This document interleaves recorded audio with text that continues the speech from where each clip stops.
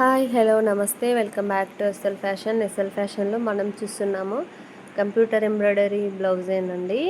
ఇందులో ఇంకో ప్యాటర్న్ ఇప్పుడు కట్ వర్క్లో వెనకాల పాట్ షేప్లో వచ్చింది. ఆల్ ఓవర్ చిన్న చిన్న బూటీస్ వచ్చినాయి. బ్యాక్ సైడ్ హ్యాండ్స్కి వచ్చి జిగ్జాగ్ లైన్స్ లాగా వచ్చిందండి.